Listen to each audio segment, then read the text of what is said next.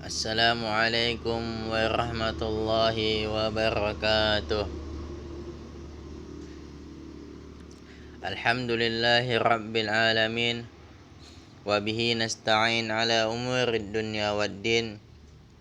Assalatu wassalamu ala nabiyyina al-karim Nabiyullah Muhammad sallallahu alaihi wasallam.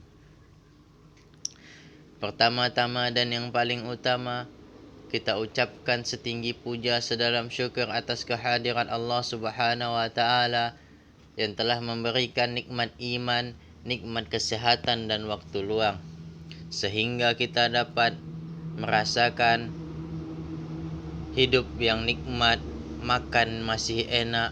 Betapa banyak manusia-manusia di luar sana yang tidak bisa merasakan tiga nikmat tersebut. Wahai saudaraku, perbanyaklah, tingkatkanlah rasa syukur kita kepada Allah Subhanahu wa taala.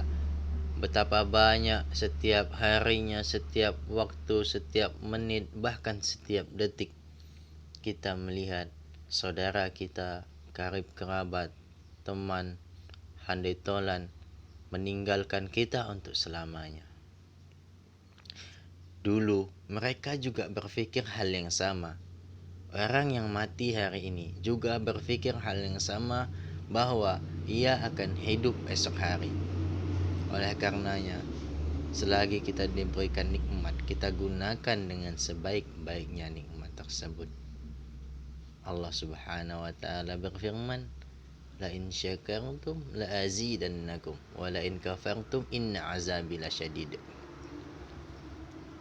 Kalau kalian bersyukur, aku akan tambahkan nikmatku. Namun, apabila kalian kufur, ketahuilah azabku sangatlah pedih. Salawat beriringkan salam tak bosan-bosan kita hadiahkan kepada baginda Muhammad sallallahu alaihi wasallam yang telah membawa kita dari zaman kegelapan, dari zaman kezaliman, dari zaman kejahilan hingga zaman yang terang benderang, hingga zaman keilmuan, hingga kita dapat merasakan nikmatnya makan tempe, hingga kita dapat merasakan nikmatnya naik Honda walaupun Supra. Baiklah, perkenalkan, sebelumnya nama saya Muhammad Aulia Azmi dari Institut Agama Islam Diniyah Pekanbaru. Kali ini saya akan menyampaikan materi saya yang berjudul Peran Penting Psikologi dalam Pendidikan Islam. Nah, timbul pertanyaan, apa sih pendidikan Islam itu apa? Pendidikan Islam adalah suatu usaha sadar dan terencana untuk mewujudkan suasana belajar dan proses pembelajaran agar peserta didik secara aktif mengembangkan potensi dirinya untuk memiliki kekuatan spiritual keagamaan, pengenalan diri, kepribadian, kecerdasan, akhlak yang mulia, serta keterampilan atau karakter yang diperlukan nantinya bagi dirinya sendiri, masyarakat, bangsa maupun negara. Betapa kacaunya negara ini tanpa ada unsur keagamaan, apalagi agama Islam. Betapa hancurnya masyarakat tanpa ada nilai-nilai keagamaan dalam pendidikan Islam. Nah, dasar apa saja sih dalam pendidikan Islam itu? Oke, mari kita bahas. Yang pertama itu ada Al-Quran. Ya, Al-Quran. Al-Quran merupakan sumber nilai yang absolut, yang mana eksistensinya tidak mengalami perubahan walaupun interpretasinya dimungkinkan.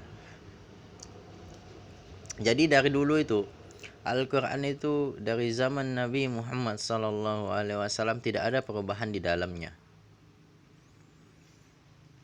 Tidak seperti tidak ada perubahan di dalam Al-Quran tersebut. Dan Al-Quran itu adalah perkataan Allah yang sangat sempurna, yang mana bahasanya bagus dan dapat kita pahami. Yang kemudian ada sunnah Nabi Muhammad SAW. Konsep dasar pendidikan yang dicetuskan dan dicontohkan Nabi Muhammad SAW adalah sebagai berikut, yaitu disampaikan sebagai rahmatan lil alamin, yang mana ruang lingkupnya tidak hanya sebatas manusia. Saya jelaskan, tidak hanya sebatas manusia, tetapi juga lingkungan maupun makhluk biotik dan abiotik. Disampaikan secara universal, secara menyeluruh, mencakup dimensi kehidupan apapun yang berguna bagi kegembiraan dan peringatan bagi umatnya.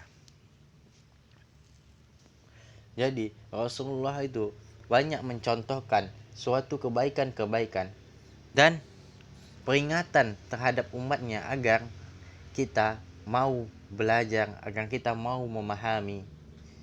Yang pertama diajarkan oleh Rasulullah itu adalah akhlak. Innama bu'istu liutammima makarimal akhlak. Tidaklah aku diutus bagi umat manusia, melainkan apa? Untuk menyempurnakan akhlak manusia, untuk menyempurnakan psikologis yang ada di dalam diri manusia. Nah, yang ketiga adalah kemaslahatan masyarakat. Maksudnya menetapkan peraturan yang tidak disebutkan dalam Al-Quran dan Sunnah atas pertimbangan penarikan kebaikan dan penolakan kerusakan dalam kehidupan masyarakat. Yang keempat, ada nilai-nilai istiadat masyarakat. Maksudnya suatu perbuatan dan perkataan yang menjadikan jiwa merasa tenang dalam mengerjakan suatu perbuatan karena sejalan dengan akal yang diterima oleh tabiat yang sejahtera. Namun, tidak semua nilai tradisi masyarakat dapat dijadikan dasar ideal dalam pendidikan Islam dan dapat diterima setelah diseleksi terlebih dahulu. Yang kemudian ada hasil pemikiran muslim, yaitu ijtihad.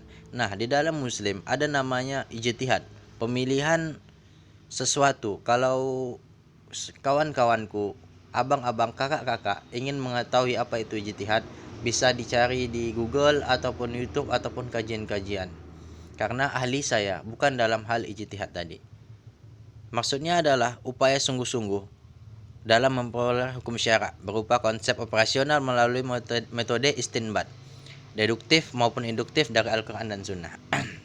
Nah, dengan demikian, hakikat pendidikan Islam adalah suatu proses pembentukan dan pengembangan fikir, zikir, dan kreasi manusia melalui bimbingan serta pengajaran yang dilandasi oleh nilai-nilai ajaran Islam, Al-Quran dan Sunnah sebagai dasarnya, dengan tujuan untuk membentuk Khalifatullah fil ardi, pemimpin di muka bumi. Nah, psikologi ditinjau dari ilmu bahasa. Psikologi berasal dari bahasa psiche yang diartikan jiwa, dan penyerta perkataan logos yang berarti ilmu atau ilmu pengetahuan. Karena itu, perkataan psikologi sering diartikan atau diterjemahkan dengan ilmu pengetahuan tentang jiwa atau disingkat dengan ilmu jiwa. Mungkin kita udah nggak asing ya dengan psikologi ini.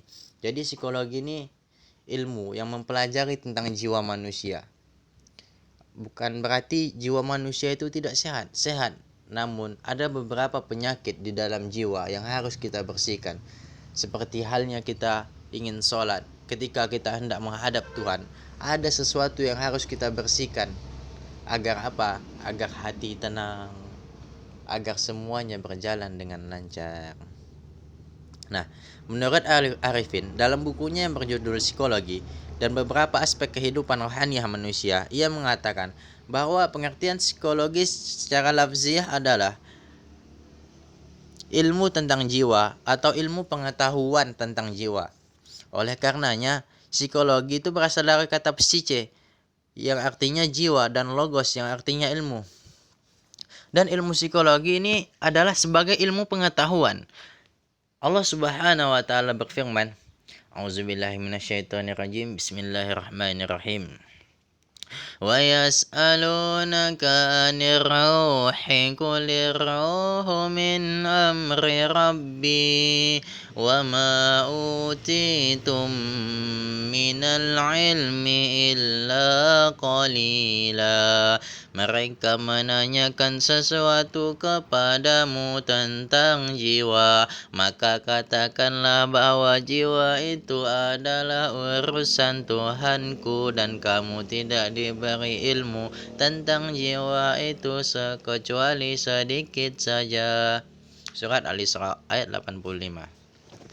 Nah, menurut Sumardi Subroto, psikologi dapat dikategorikan dalam dua macam, yaitu psikologi spekulatif, yaitu psikologi yang menyusun teori-teorinya atas pemikiran spekulatif seperti Plato, Kant, ahli-ahli dari aliran neo-Kantianisme, Bahsan, Quirat, Malepat, dan lain-lain. Mereka adalah ahli-ahli filsafat.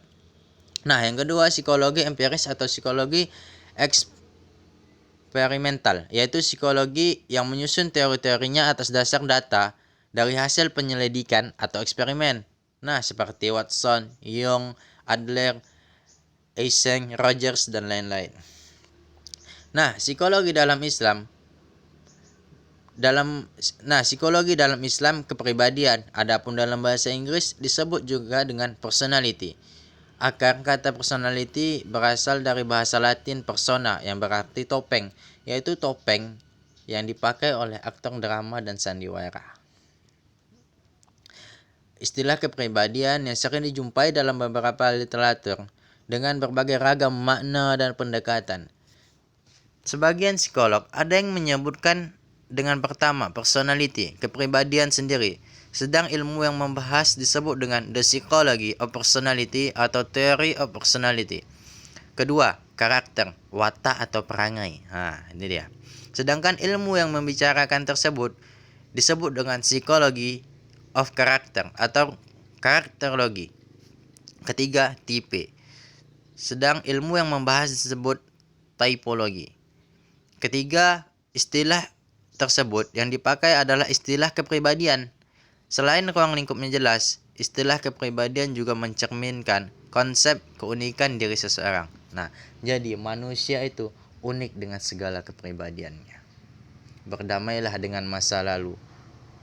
Perbaiki masa yang lalu, benahi masa yang akan datang. Karena apa? Manusia itu unik dengan segala kepribadiannya. Manusia itu tempatnya salah, tempatnya dosa. Namun apa? Sebaik-baik pendosa, sebaik-baik orang yang melakukan kesalahan ialah orang yang kemudian bertaubat kepada Allah Subhanahu wa taala. Nah, penggunaan psikologi dalam proses pendidikan Islam. Sesungguhnya pandangan Al-Qur'an terhadap manusia adalah pandangan yang menyeluruh, terpadu, seimbang dan tepat. Manusia bukan hanya berupa wujud materi yang terdiri dari fisika, kimia, dan otot-otot mekanis sebagaimana pandangan filosof-filosof materialistis. Manusia menurut Al-Quran adalah terdiri dari jiwa dan raga yang mana keduanya saling berhubungan dan saling mempengaruhi. Manusia bukanlah binatang yang akan habis riwayatnya dan lenyap hidupnya setelah mati. Dan bukanlah binatang yang wujudnya tidak berbeda dengan binatang-binatang lain. Manusia juga makhluk yang paling tinggi yang tidak ada sesuatu di atasnya. Namun manusia mempunyai keutamaan, kelebihan, kemuliaan, kedudukan yang tinggi dengan notabene apabila tahu diri, berilmu dan mau menggunakan akalnya. Jadi manusia, dia bisa dikatakan manusia jika ia mau menggunakan akalnya. Tidak heran manusia-manusia yang memiliki kelakuan seperti binatang banyak, tetapi dia akan disebut manusia apabila ia tahu diri, berilmu dan mau menggunakan akalnya. Bagaimana caranya? Dengan memperbanyak belajar, dengan memperbanyak relasi bersama lingkungan sekitar. Jangan pernah terjerumus ke hal-hal yang dilarang oleh Allah Subhanahu wa taala. Walaupun pada hakikatnya manusia itu memiliki kebebasan. Manusia itu free will, kebebasan atas dirinya. Namun apa? Harus ada resiko atau tanggung jawab sebagai dirinya umat manusia untuk memperbaiki itu semua. Akhirul kalam, saya ucapkan terima kasih. Lebih dan kurang saya mohon maaf. Saya menyampaikan apa yang saya tahu. Jika saudara-saudara ingin bertanya, tanyakanlah kepada ahlinya. Saya juga belajar dan hanya sedikit yang saya ketahui. Subhanakallahumma wa bihamdika asyhadu an la ilaha illa anta astaghfiruka wa atubu ilaik. Assalamualaikum warahmatullahi wabarakatuh.